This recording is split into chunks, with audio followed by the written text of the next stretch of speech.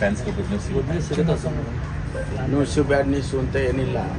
ಅಲ್ಲಿ ಅವರಿಗೆ justice Cunha ಅವರ ವರದಿ ಪ್ರಕಾರ ಅವ್ರು ಏನೆಲ್ಲ ಕಂಪ್ಲೈ ಮಾಡಿದ್ದಾರೆ ಅಂತ ನೋಡ್ತೇವೆ. ಈಗಾಗಲೇ ನಾನು ಅದಕ್ಕಾಗಿ ಒಂದು ಕಮಿಟಿಯನ್ನೇ ಸೆಟಪ್ ಮಾಡಿದ್ದೆ. ಮಾನ್ಯ ಮಹೇಶ್ವರ ರಾವ್ ಅವರು, ನಮ್ಮ BBMP ಕಮಿಷನರು ಅವರು, ನಮ್ಮ ಪೊಲೀಸ್ ಕಮಿಷನರು ಎಲ್ಲರೂ ಕೂಡ ನಾಳೆ ಚರ್ಚೆ ಮಾಡ್ತೀವಿ. ಅದೆಲ್ಲವನ್ನು ಚರ್ಚೆ ಮಾಡಿ ಒಂದು short term, long term, medium term ಅಂತ ಹೇಳೇನೋ ಮಾಡಿದ್ದಾರೆ. ಯಾಕೆಂದರೆ ನಾವು ಇಮಿಡಿಯೇಟಾಗಿ ನೀವೆಲ್ಲವನ್ನು ಮಾಡಿ ಅಂದರೆ ಮಾಡೋದಕ್ಕೂ ಅವ್ರಿಗೂ ಕಷ್ಟ ಆಗ್ಬೋದು. ಇಮಿಡಿಯೇಟಾಗಿ ಶಾರ್ಟ್ ಟರ್ಮ್ ಏನು ಕಂಪ್ಲೈ ಮಾಡಬೇಕಾಗಿದೆ ಅದನ್ನೆಲ್ಲ ಮಾಡೋದಕ್ಕೆ ಸೂಚನೆ ಕೊಟ್ಟಿದ್ದಾರೆ. ಅವರು ಎಷ್ಟು ಮಟ್ಟಿಗೆ ಮಾಡಿದ್ದಾರೆ ಅಂತ ಅವರು ವರದಿ ಕೊಡ್ತಾರೆ.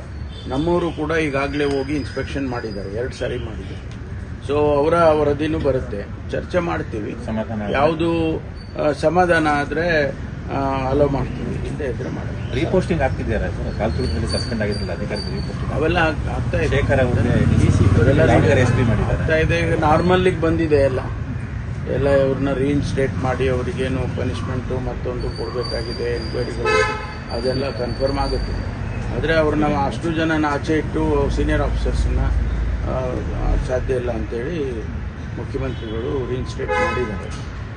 ಅದ್ರ ಮೇಲೆ ಪೋಸ್ಟಿಂಗ್ಸ್ ಎಲ್ಲ ಕೊಡ್ತಾ ಇದ್ದಾರೆ. ಸರ್, 35 ಜನ ಶಾಸಕರು ವಿದೇಶ